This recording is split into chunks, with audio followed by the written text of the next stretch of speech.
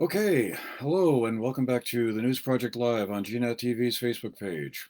I'm Andrew McKeever, the news director at GNAT-TV's News Project, and it's a pleasure to be back with you again on Friday, April 29th.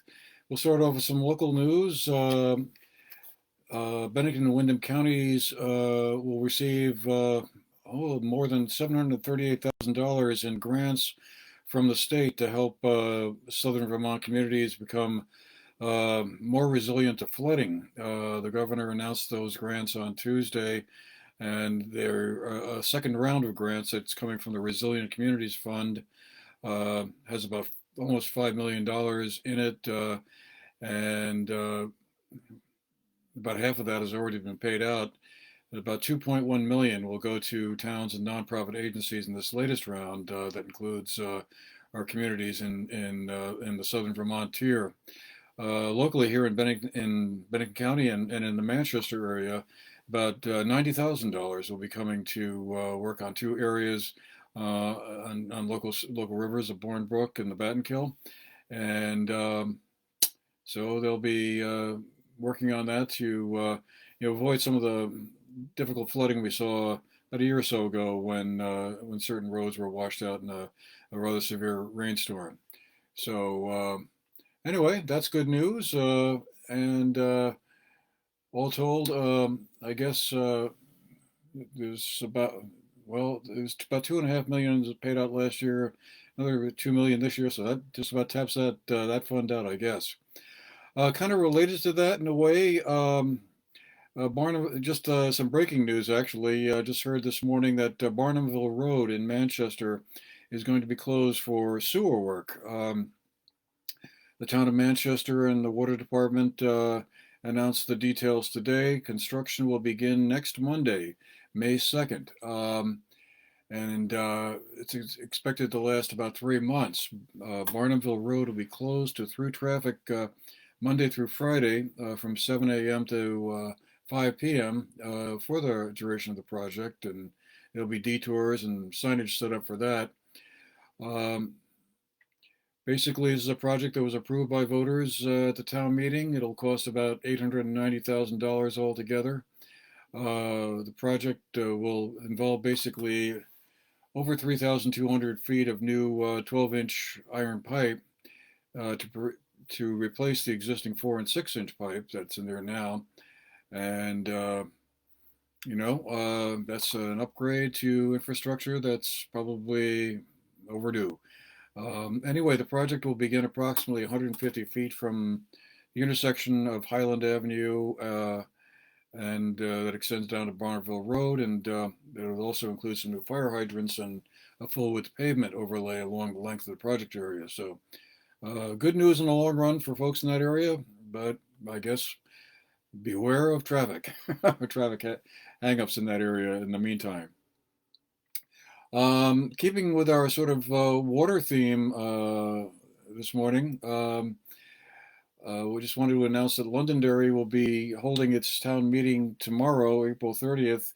But it's going to be moved outside. It was going to be held in the Old Town Hall there on Middletown Road, but there was a bit of a COVID outbreak that impacted some town officials over this past week, and so they prompted them to kind of move the annual town meeting outdoors. It'll be in the parking lot next to the Old Town Hall building. It'll start at 9:30 tomorrow. They weren't able to move it to a different location, like for instance Pingree Park, where they held the town meeting last year. Just didn't have enough time to go through the legal hoops to make that work. So if you're a Londonderry resident and planning to go to that town meeting, I guess I might want to bring a coat or something. It's supposed to be around 32 degrees, I think I saw tomorrow. So wrap up and stay warm. As we reported last week, Londonderry, the Williams Dam in Londonderry is probably going to be one of the bigger topics on the warning. It'll come near the end of the meeting, actually. And as many of you will remember, that involves the question of whether or not to remove the dam. The existing dam is just slightly to the east, I guess it would be, of Route 11 at the Veterans Memorial Bridge. Um, so remove it, rehab it, uh, up, or move it someplace else, or table it for another time. Just do nothing for the immediate moment while more information is gathered about it, more public input is received. At that special select board meeting a week ago, Wednesday, a lot of discussion about this lasted over 2 hours, and a lot of folks were concerned about what some of the outcomes might be of that.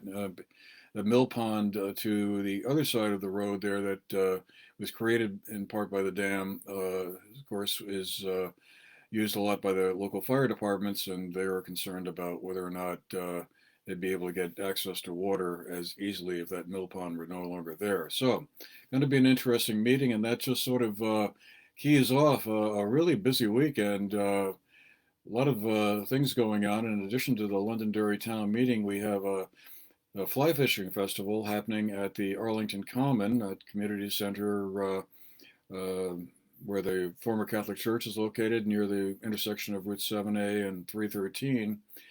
It's actually starting today. It will be running right through the entire weekend. There'll be speakers and films and fly tying lessons and casting lessons, both at the common area itself. There are three buildings involved in it altogether, and also some activities going on at the nearby Arlington Rec Park. There'll also be music during the evenings through tonight, starting tonight, through Sunday, and just again, lots of events that'll be planned. So if you're into fly fishing, that's where you want to be, I think, this weekend.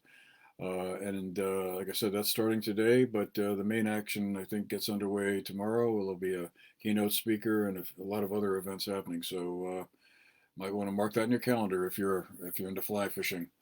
There's also going to be a discussion tomorrow afternoon at the Manchester Community Library on climate change. There'll be a panel discussion um, about carbon emissions and climate warming.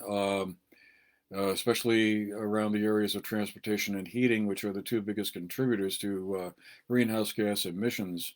The panel will start at 1 p.m., go through until about 3 p.m. in the library's Hunter Room, and the panelists will be two local state representatives, Kathleen James and Seth Bongartz, along with Jim Sullivan, the executive director of the Bennington County Regional Commission, and Marty Crane, who's a member of the Arlington Energy Committee. Then on Monday, May 2nd, be a career fair at Burn Burton. It's not necessarily a job fair, although there probably will be opportunities to hear about specific jobs, but it's more of a career expo, I guess you could say, to kind of inform people about what kinds of career possibilities might be available here. So there'll be, I think, close to 60 organizations and businesses that will be there to talk about the career opportunities that are present in their organizations, and an opportunity to also for students, uh, who have yet to graduate, to go and learn more about what are some of the opportunities available in areas like the arts or agriculture or financial services, law enforcement, legal services, recreation and tourism. So an interesting opportunity for folks who might be considering some kind of career change or just want to learn a little bit more about what some of the job opportunities are out there. Just real quick before we go, we'll just note that up in Montpelier, the clean heat standard, kind of related to what those folks at that climate panel discussion will be talking about. Clean heat standard sets up a kind of a credit system where businesses and individuals can purchase or be forced to acquire credits with the idea to incentivize renewable energy use as opposed to fossil fuel use. And the clean heat standard has been, as many of you know, kind of a controversial subject, but it is moving forward through the legislature now. it just cleared the state Senate on Thursday, and so I guess it goes back over to the House side to make some final adjustments there. And once both houses of the legislature agree on the final language, it goes to the governor's desk. But the governor has not said that he's necessarily lined up to sign it yet. So it could be another moment of drama of some sort before we get to the end. The legislature is closing in on adjournment, probably another 2 or 3 weeks. A lot of activity going on, but we're going to leave it there for today. And just say thanks for being with us. We'll be back in 2 weeks with another update, and by then maybe we'll have a chance to talk a little bit more about what's going on in the legislature in Montpelier. Okay, well, thanks again. Have a great weekend. Andrew McKeever here reporting for GNAT-TV's News Project. We'll see you again the next time. Take care.